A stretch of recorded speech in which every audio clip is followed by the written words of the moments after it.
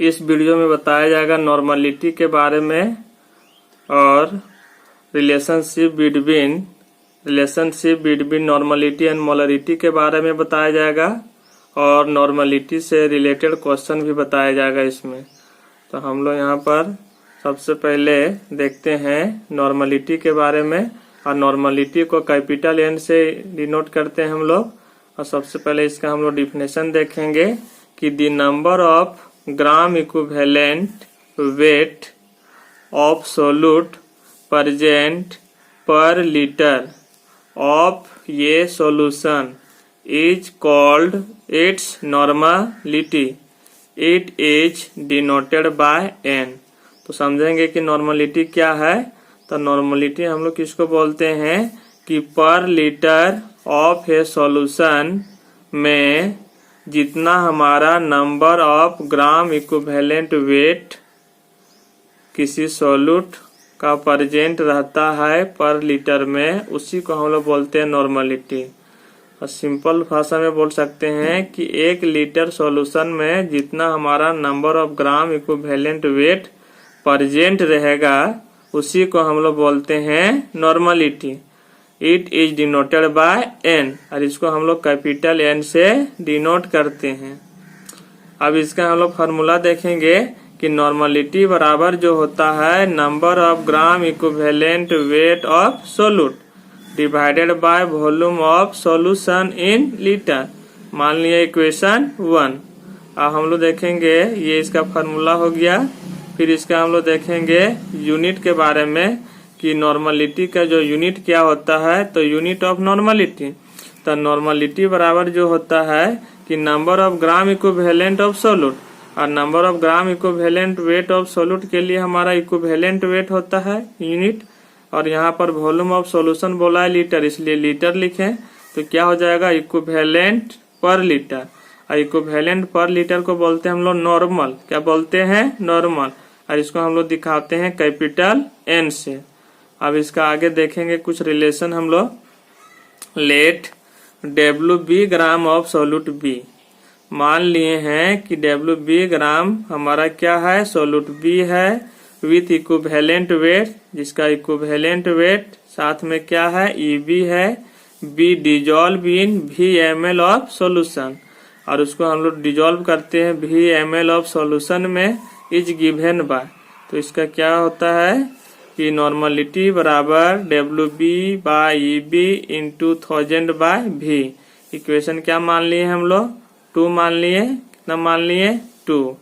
अब आगे हम लोग देखेंगे इसमें नेक्स्ट टॉपिक में इसी का कि relationship between normality and molarity, कि नॉर्मलिटी और मोलरिटी में हमारा क्या रिलेशन है। सबसे पहले देखते हैं वी नो दैट, हम जानते हैं पहले पढ़े हैं मोलरिटी के बारे में कि मोलरिटी बराबर होता है WB by MB into 1000 by V। Equation 1 मान लिए। फिर नॉर्मलिटी बराबर जो होता है WB by EB into 1000 by V। Equation 2 मान लिए। अब हम लोग यहाँ पर सॉल्व करेंगे। From equation 2 divide 1 we have, कि इक्वेशन 2 में 1 से डिवाइड करेंगे तो हमारा कुछ रिजल्ट मिलेगा। देखेंगे इससे हम लोग आगे क्या मिला। हम लोग डिवाइड किए नॉर्मलिटी बाय मोलरिटी बराबर WB by EB by WB by MB into 1000 by V by 1000 by V। ये सेम है तो ये दोनों टर्म कट जाएगा, WB कट जाएगा। और बाय में है इसलिए ऊपर ला नीचे और नीचे वाला ऊपर चला जाएगा। या नॉर्मलिटी बाय मोलरिटी बराबर MB बाय EB आ गया। देयरफॉर इसलिए नॉर्मलिटी बराबर MB बाय EB और जो यहाँ इधर था यहाँ आ गया इंटू मोलरिटी। इक्वेशन मान लिए हम लोग 3।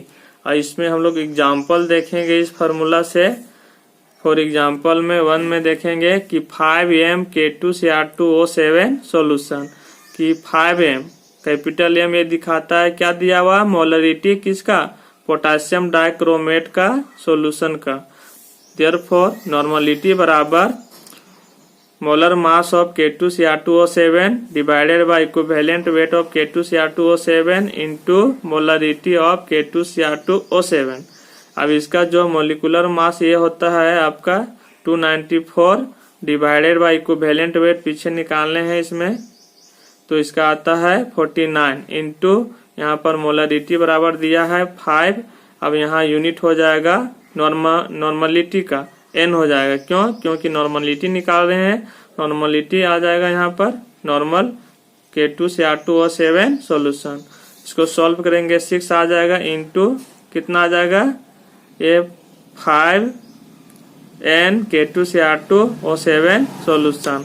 आगे स्टेप में हम लोग इसको क्या लिख सकते हैं, बराबर सॉल्व करके कितना हो जाएगा 30n K2 Cr2O7 सॉल्यूशन। किसका K2 Cr2O7 का सॉल्यूशन हुआ, ये हो गया। नेक्स्ट एग्जांपल में देखेंगे 7m KMnO4 सॉल्यूशन। तो नॉर्मलिटी बराबर क्या होगा, molecular mass of KMnO4 by equivalent weight of KMnO4 into molarity of KMnO4। तो यहाँ पर जो हो जाएगा 158 जो होगा molecular mass divided by equivalent weight 31.6 आता है, इसका पहले निकाल चुके हैं, इंटू 7n KMnO4 सॉल्यूशन। इसको सॉल्व करेंगे 5 into 7n KMnO4 solution equal to 35n KMnO4 solution. यदि हम लोग फॉर एसिड के लिए यदि बात करते हैं तो एसिड के लिए जो होता है नॉर्मलिटी हम लोग निकालने के लिए सिंपल फार्मूला लगाएंगे। जब हमारा मोलरिटी दिया हुआ है कोई एसिड का तो नॉर्मलिटी बराबर लगाएंगे, normality equal to basicity into molarity. Basicity into molarity का यूज करते हैं फार्मूला। ये इक्वेशन हम लोग कितना मान लिए 4। अब इसका हम लोग एग्जाम्पल देखते हैं। फॉर एग्जाम्पल देखेंगे एसिड के लिए 4m H2SO4 सॉल्यूशन। तो H2SO4 में हम लोग देखेंगे बेसिसिटी कितना है, तो यहाँ पर OH यहाँ OH, तो एक H यहाँ से एक H यहाँ, इसलिए बेसिसिटी 2 हो जाएगा।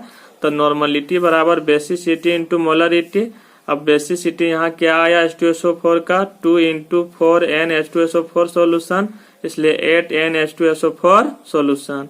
दूसरा एग्जांपल देखेंगे 5m H3PO4 solution. H3PO4 solution में हमारा बेसिसिटी कितना होगा 1, 2 और 1 3, ये 3 H देगा, इसलिए बेसिसिटी हमारा 3 हो जाएगा। तो यहाँ पर नॉर्मलिटी बराबर हम लोग बोल सकते हैं बेसिसिटी इंटू मोलरिटी। तो 3 into 5n H3PO4 solution equal to 15n H3PO4 solution.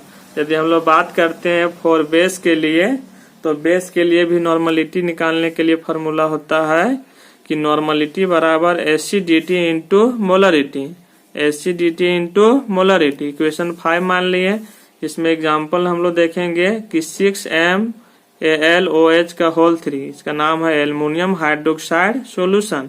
तो यहाँ पर एल्युमिनियम हाइड्रोक्साइड में जो हमारा एसिडिटी होगा वो कितना होगा 3, क्योंकि यहाँ पर एसिडिटी जो इसका हुआ 3 हुआ, क्योंकि 3 OH है और जितना हमारा OH रहेगा किसी भी बेस में वही कहलाता है एसिडिटी।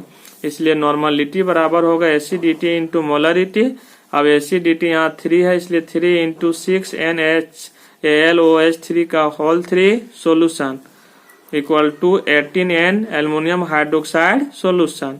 एक क्वेश्चन देखेंगे हम उसके लिए कि वैसा एसिड बेस या तो साल्ट कोई भी चीज जिसका हमारा इक्विवेलेंट वेट और मोलिकुलर मास सेम होता है, तो उस केस में हमारा नॉर्मलिटी और मोलरिटी ऑफ सॉल्यूशन उस सब्सटेंस के लिए इक्वल होगा।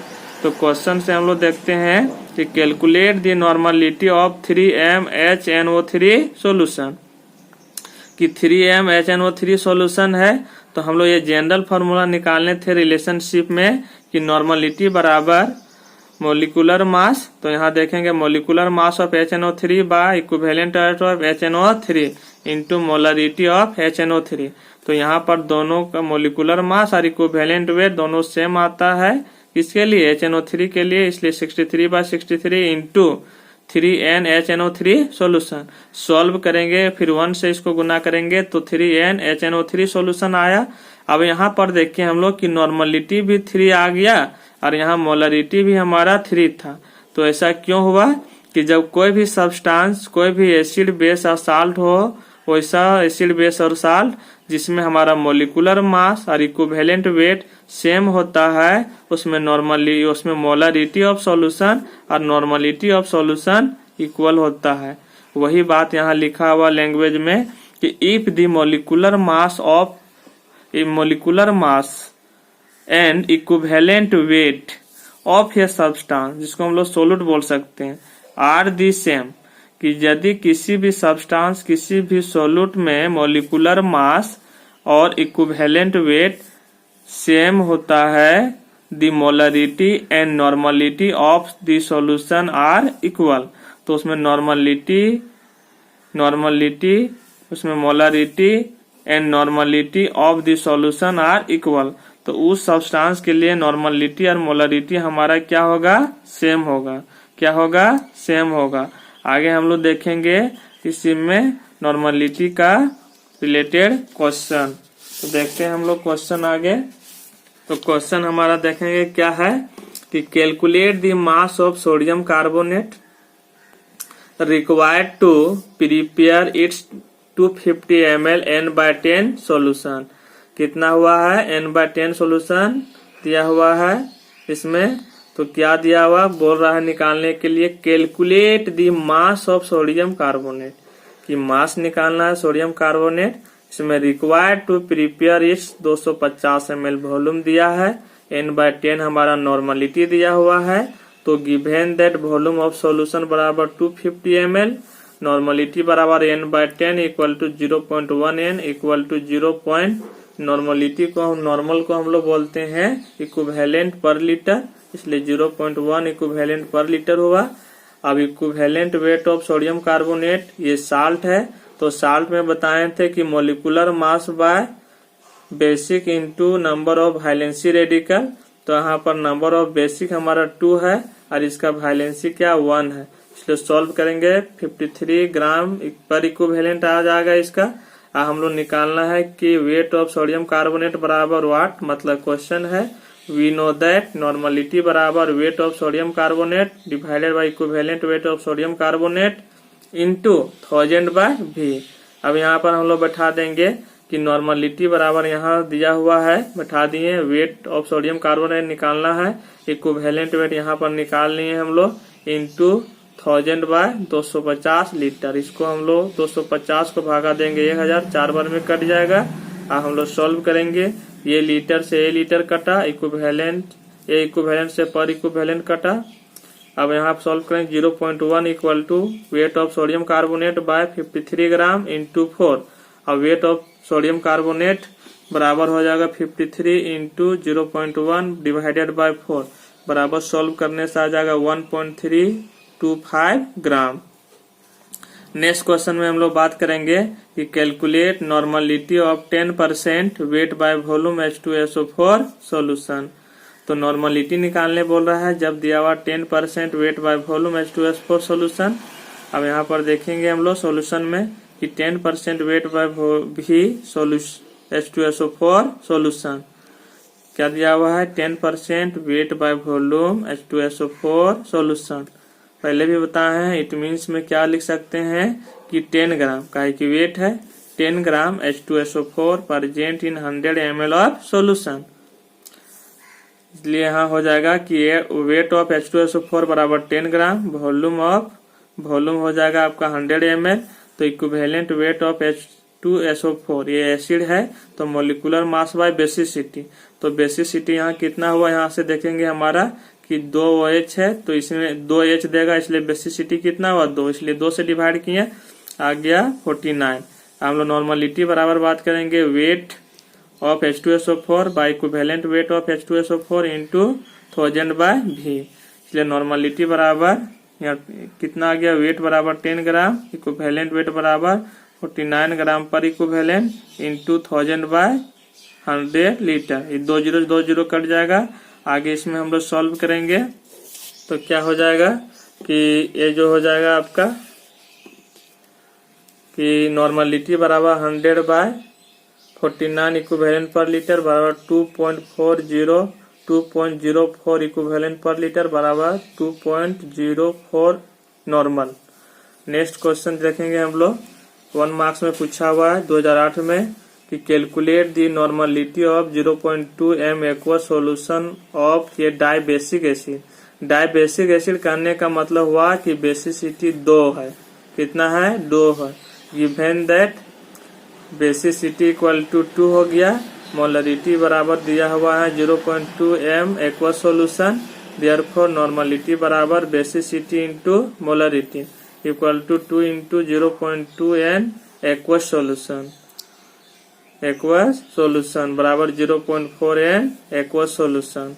इसमें फिर देखेंगे हम लोग थोड़ा सा है कि effect of temperature on molarity, कि मोलरिटी में टेम्परेचर का क्या प्रभाव पड़ता है। तो हम लोग देखेंगे कि जब मोलरिटी ऑफ सॉल्यूशन में टेम्परेचर यदि हम लोग बढ़ाते हैं तो उसमें वॉल्यूम ऑफ सॉल्यूशन बढ़ जाता है, और वॉल्यूम ऑफ सॉल्यूशन बढ़ता है तो हम लोग जानते हैं कि मोलरिटी बराबर n/v होता है। तो इसलिए हम लोग ये फिक्स है, और ये बढ़ेगा तो हमारा मोलरिटी क्या होता है? घटता है। देखते हैं हम लोग इसमें जो लिखा हुआ बात है वही चीज कि दी वॉल्यूम ऑफ सॉल्यूशन, किसका? मोलरिटी का वॉल्यूम ऑफ सॉल्यूशन जो होगा इंक्रीजेज स्लाइटली, मतलब थोड़ा बढ़ेगा ऑन इंक्रीजिंग टेम्परेचर। जब हम टेम्परेचर को बढ़ाएंगे तो वॉल्यूम ऑफ सॉल्यूशन हमारा स्लाइटली क्या होगा? इंक्रीज करेगा, and therefore the molarity of solution जो हमारा होगा कि मोलरिटी बराबर NV/V इन लीटर जो होगा वो डिक्रीजेज स्लाइटली। तो इसमें हुआ कि किसी भी मोलरिटी ऑफ सॉल्यूशन में यदि हम लोग टेम्परेचर बढ़ाते हैं तो उस सॉल्यूशन का वॉल्यूम क्या होता है? स्लाइटली बढ़ जाता है, और बढ़ जाने से क्या होता है? कब बढ़ता है? जब टेम्परेचर को हम लोग बढ़ाते हैं। इसलिए जो हमारा मोलरिटी ऑफ सॉल्यूशन जो होगा वो डिक्रीज करेगा स्लाइटली, मतलब थोड़ा घट जाता है। क्या होता है? घट जाता है। Effect of temperature on molarity, अब बोल रहा है कि मोलरिटी का जो प्रभाव किसमें बोल रहा है? टेम्परेचर का प्रभाव जो मोलरिटी में क्या पड़ेगा। तो इसमें जो होता है कि जब हम मोलरिटी ऑफ सॉल्यूशन में बढ़ाते हैं टेम्परेचर तो मास ऑफ सॉल्वेंट में कोई इफेक्ट नहीं पड़ता है। इसीलिए इसमें जो होता है कि हमारा मोलरिटी में टेम्परेचर का कोई इफेक्ट नहीं पड़ेगा, अनअफेक्टेड होगा। तो बोल रहा है the mass of solvent remains unchanged on increasing temperature, कि मास ऑफ सॉल्वेंट हमारा कोई चेंज नहीं होता है। कि बोल रहा है the mass of solvent remains unchanged on increasing temperature, कि टेम्परेचर को बढ़ाते हैं तो मास ऑफ सॉल्वेंट जो हमारा होता है वो हमारा अनचेंज्ड होता है, कोई चेंज नहीं होता। And therefore the molarity of solution remains unaffected, ये मोलरिटी ऑफ सॉल्यूशन जो होगा ये चेंज नहीं होगा, तो इसमें कोई इफेक्ट नहीं पड़ेगा। और ये जो क्वेश्चन पूछा गया है जेक में आपका 2011 में पूछा गया है, और इसमें उसमें क्वेश्चन जोड़ दिया गया है कि difference between molarity and molarity and effect of temperature on molarity and molarity पर क्वेश्चन पूछा गया है। आज यही इस नेक्स्ट वीडियो में हम लोग देखेंगे सॉल्युबिलिटी के बारे में। Thank you.